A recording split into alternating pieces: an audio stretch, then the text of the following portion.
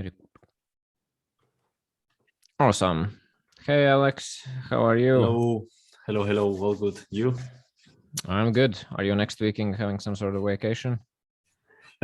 Yes, I'm going to actually to Granada, which is like this city in Spain, which like it has like a lot of like old stuff, going there, like a lot of tourism. But we also are going to see a few like basketball matches with a couple of friends. So because there is like this, national basketball cup happening.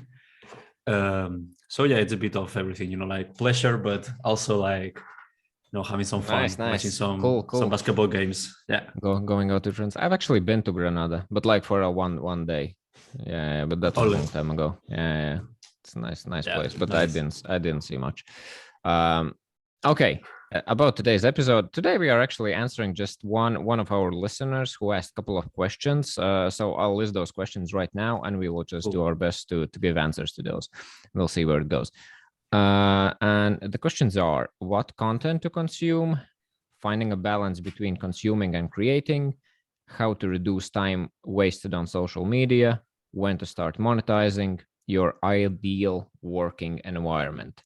So that will be the things we'll cover today. Let's start with the first one. What content to consume? Okay, what would be your answer, Alex? What's your deal here? So I think it's actually super important what content you consume, because one thing that I believe and that I experienced too is that you produce what you consume, more or less, in the sense that if what you consume is like good quality and like thought provoking, like it makes you think and so on, then once you start like consuming, producing, sorry, you're probably going to be like influenced in some way by the things that you are consuming, right? So if you consume like, that's why people, like, one of the advice that people give a lot on Twitter is like, try to curate like who you follow, because of course it's cool like to follow 1,000 people, but if you're like super selective with who you give your time and your attention, like your creative output is probably going to be better.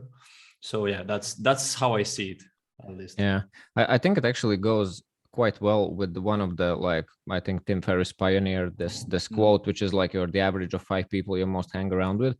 And I think there's a big aspect of this, that it's pretty much, probably the type of things you consume contributes to that quite a lot.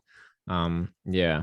And I would say one thing which I actually yesterday had a chat with a friend, and we talked about that, like recently, like previously I was a huge dude on like audiobooks, and I just always listen to like latest and greatest self-help stuff. But recently I've like gone quite away from the audiobooks, and I'm more like, more on socials and more on podcasts and stuff like that. And I think we kind of discussed that podcasts are really good to discover some sort of like surface level stuff and understand that what is out there, what are the possibilities and so on. And then like you go into audiobooks and just do some deep research when you find a topic that is interesting to you or whatever, and then you kind of dive deep. So yeah, I think it's, as you said, it's really important to find and think about what do you consume, because I think it just will. One thing is that you also need to be like careful, because I mean, you need to make sure that you follow like different types of people, I guess, in the sense that if you follow all the same kind of guys or girls, like the same kind of content creators, you end up risking like getting into like an echo chamber. I think that's what they call it, like like getting feed all the time, like the same thoughts, the same views around the world. And I think it's also super interesting to how like contrarian points of view coming at you from time to time. So like, word is obviously not black and white, but if you are only like reading white, then your mind is going to go towards that. But if you get like some black here and there, like, then probably like what your thoughts and everything will be higher quality, I think. Yeah, for sure. That's a very good point about, just kind of, usually we figure out something and then we try to seek and find information that kind of supports our thinking, which is a kind of slippery slope where to be. So yeah, that's a very good point as well. Okay, awesome. I think we can move on to next one. And how do you find balance like between all of this consuming and creating? What's your way? How do you go crazy? That's a great question. So because for me, the thing is that consuming for me is part of my creative process, so it's super linked. So for me, I find it super hard to start writing or whatever, like just staring at the blank page. So like consumption is like part of my creative routine, I would say, if I have a routine at all, because I'm not really sure. But like for me, reading other tweets, reading blog posts, listening to podcasts, that's how like my creative engine runs on. So I mean, it's important to find the balance, I guess, if they are not like linked. But for me, like the perfect, not perfect, but like the ideal creative process has a bit of both. So, like consuming and creating. So I'm not entirely sure if I have like advice on finding a balance, but, like at least for me, it's the same thing, So I don't know what's for you, but yeah, for me it's kind of similar. I think one thing that is important to, because it's, for me it's the same as you, like huge part of what I produce is a direct like output of the things I consume. And one thing, when I started really taking notes of the whatever my surroundings and just the things I listen, that is one thing. When you kind of listen something, or you read something and that sparks some idea to you, you need to note that idea down, and that single act of just taking notes while consuming, and then you have this big bulk of ideas, it will probably motivate you to create something. So that's one, just take notes. Yeah, I think that's one. And yeah, of course you need to I don't know, sometimes when I don't have anything to create, then I will go a bit harder on consuming, just to get some inputs and get my gears going or whatever. But of course you need to like see when you are consuming as a act of procrastination, which is very common, and that was very common for me like very early on. Now I'm a bit different approaching it, but that's one thing to find like be aware of, I guess. Yeah, that's a good point, like not falling into the trap of like, so now I'm researching content, so I'm just going to keep like reading or watching videos for like another hour. So yeah, it's hard, because you need to force yourself to actually separate the both. I mean, for me, as I said, both are linked, but at the same time you need to make the conscious out of, okay, so now I'm consuming, but now it's time to stop consuming and start creating, because otherwise and those might be like, I don't know, maybe you have committed to some clear output goals, that you want to create X amount of stuff during the day or during the week, whatever it is. But I think it helps to have that sort of discipline in place that kind of force you not to go into these procrastination loops and just go too much on the perfectionism or whatever. Okay, cool. How do you reduce time wasted on social media, or do you even feel that you are wasting time on social media? Yeah, so sometimes I do, like well, one of the things, I mean, I still think I waste some time, but I super reduced everything just by removing notifications from my phone. Because obviously when you're in the computer, it's a bit different, because usually when I sit on the computer it's because I'm working, but then on my phone it's easier to get distracted, I guess. So one thing I did is like remove 100% of my notifications. I only have notifications on for Twitter DMs, because sometimes it's might be from someone that I know, or might be like something important, and not I think that's the only notification that I have right now for social media apps. So like that's one heavy way to remove like friction that I heard. And then the other one, it's something that I do too, but now it doesn't work anymore, but it used to work at the beginning, is like removing the access from the social to the social apps from like your home screen in your phone, and putting it like a few places away. Like yeah, exactly, a few swipes away. And now it doesn't work anymore, because my mind already knows exactly where it is. So it's like, open your phone, 1, 2, 3 slides, and then here's Twitter, or here's like Instagram. So that doesn't work anymore, but that's something that used to work at the beginning. Now it doesn't anymore. So that's how I do it. And I'm curious to hear like what you think about like also like notification stuff and so on, because that's like those dopamine hits are hard to avoid. Yeah, it's hard, and that's one thing I could say. It's definitely hard. Seems that your dog really wants to participate. Cute. Yeah, for me it's similar. I don't have pretty much any notifications on phone. I have only phones and messages. I think everything else is like completely turned off. So that is not really bugging me, but still I think most people can relate that you have like, I'm often checking my pocket, and then going to the phone and going in, and just it's like an automatic behavior. But yeah, some things I've done, I've removed like LinkedIn and Instagram from my phone at all. and that I check only from the web. The only like social app which I have on phone is Twitter. I was thinking about to remove it kind of as well, because I felt like I was using it a bit too often, but it kind of, it was, you know, Twitter is such a big part of my business, quote unquote, you know, that Yeah. and often, you know, when whatever I'm just walking, or maybe like walking with a stroller and putting my kid to sleep outside, you know, I can use the time, you know, just to answer some DMs or whatever and do something. Yeah. And that feels like good productivity stuff, you know. Instead, then I sit at my computer and then I feel that I need to like answer all this stuff and so on. And that is kind of, kind of use time appropriately. So that's the reason why I left Twitter on my phone, and it's fine, I think. And yeah, I don't know, my only hack on the laptop is that I have this, I'm using a Mac, and I have this application which is called One Focus. You can get it on App Store as well, and it is very straightforward. I can clearly write that I don't want to, when I click like enable my Pomodoro timer, I don't want to have access on Twitter, Instagram, blah blah blah. Also, like I have enabled Discord and some other applications which I just will use as a vehicle for procrastination when I might need to do some writing or whatever. And that's kind of working as well for me, because it's one simple quick act of discipline. You know, I sit down, okay, for 25 minutes I will do this, and I just click the timer, and then it's a huge mess to disable it, and usually my phone is somewhere else, and I kind of usually do the work. So there are these little hacks and stuff, but it's not easy, and I'm still struggling with this a lot, and it's hard to find the balance, because it's kind of the thing that is fueling the stuff we do. And not easy.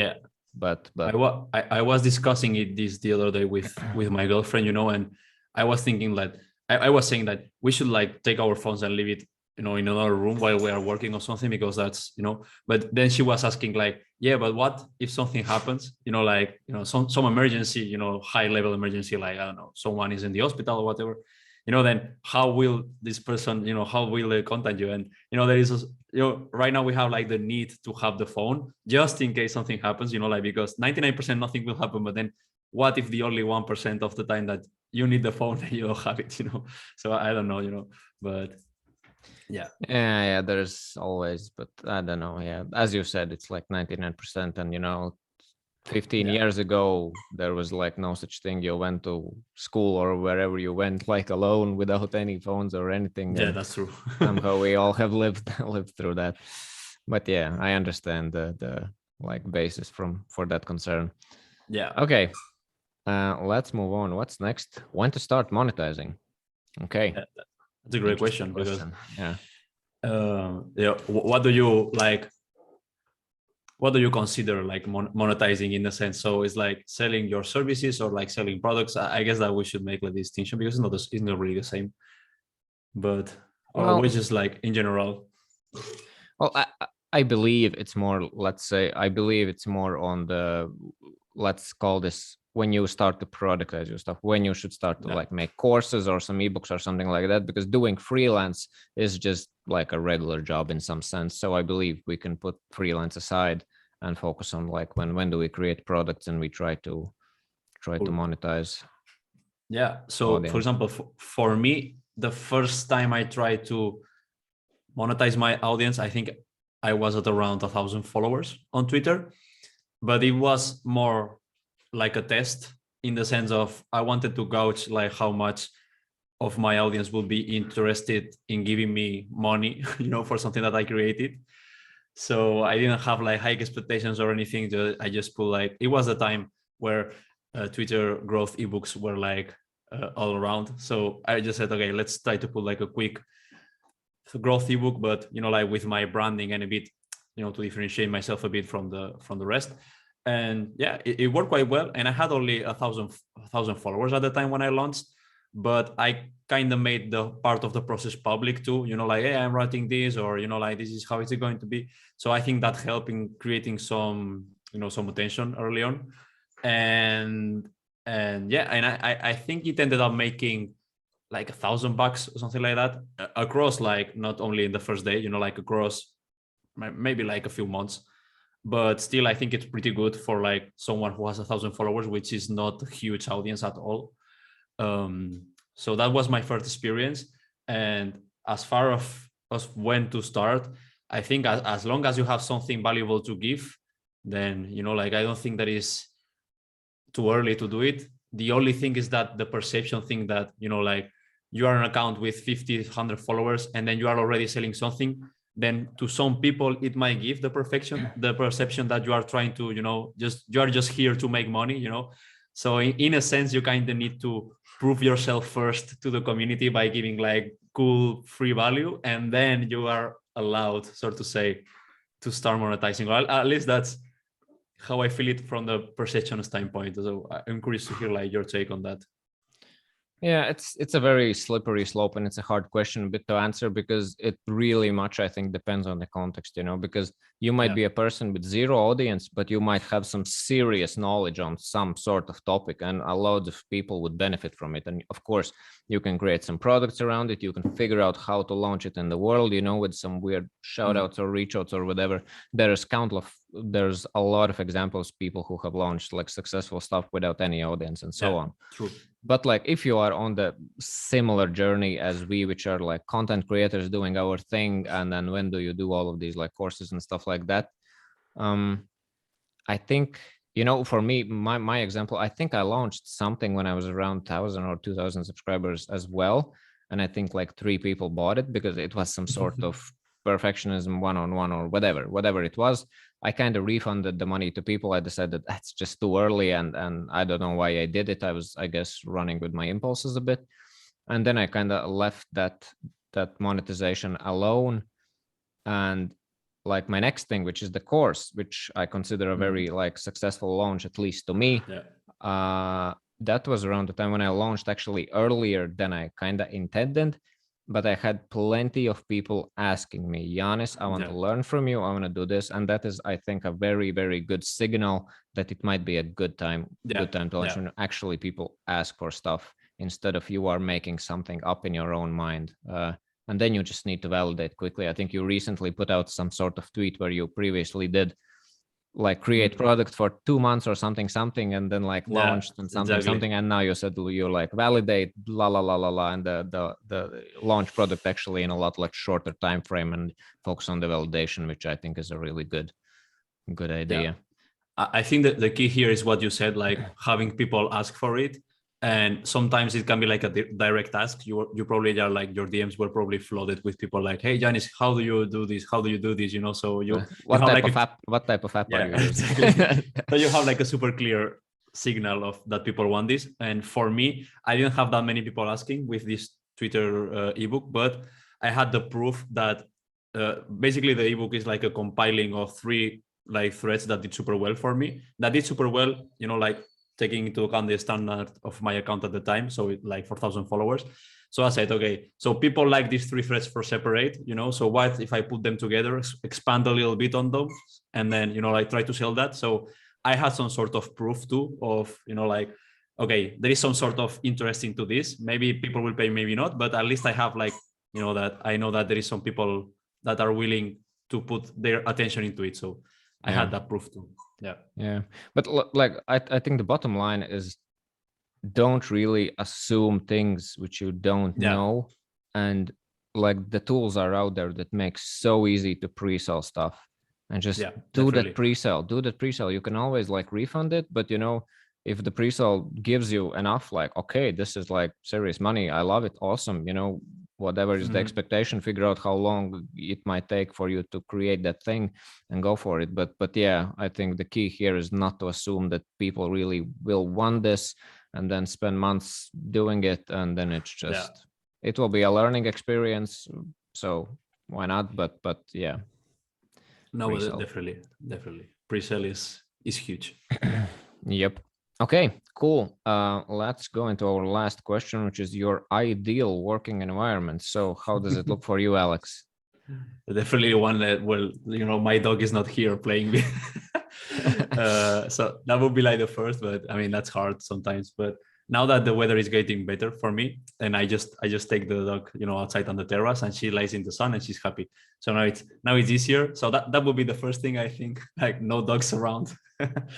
Then the second one is like I think also like silence in a sense, even though I always work with these headphones, but not because I'm listening to music. Sometimes I don't listen to anything, but I heard someone said that they used to put the headphones to enter like concentration mode, so to say. So it's like a cue for my body to enter like this. Okay, headphones on means like, okay, we are in business, you know.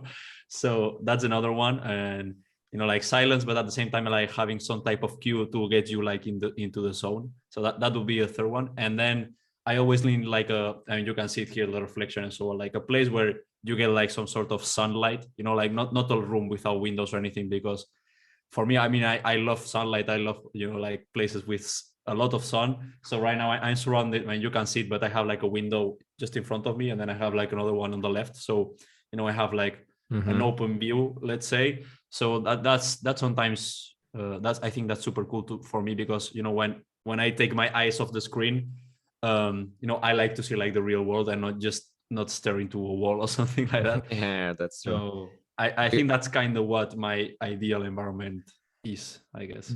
Do you like to work in like coffee shops, or do you prefer that you have your office space and like stationary place? I haven't done much work in like coffee shops, but it's when I tried it, I did like it, even if it's like super noisy usually, because there is like a lot of people and things. Then the environment is also like, it's people usually working too, so it's easier to get into like the space.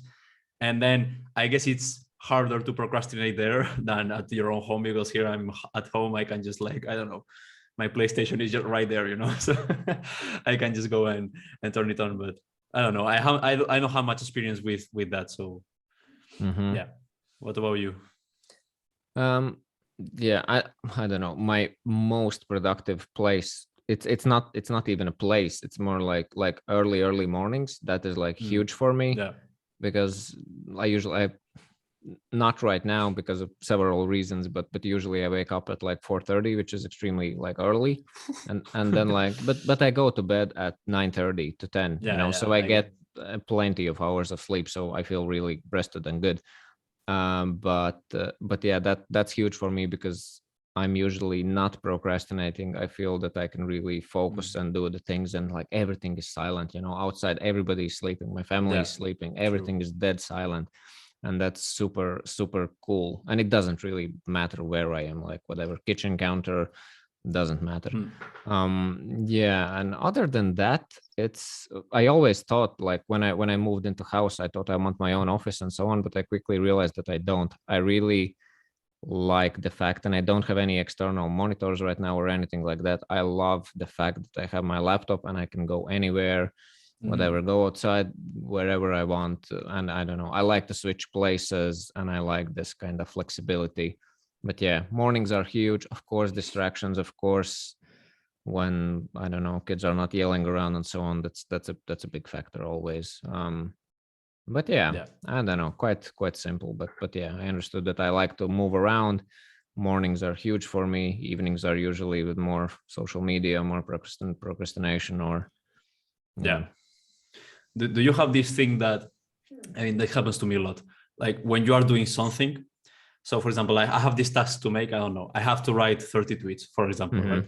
And if I only wrote 25, and then I get distracted by something, like the Amazon guy is at the door or something, then do you have like the urge that I really need to finish this, before standing up from like from what I'm doing? Or are you able to like easily kind of reconnect into that task? Because for me it's like I have this urge of I need to finish this before I do anything else. I don't know, that's, maybe I'm just crazy. No.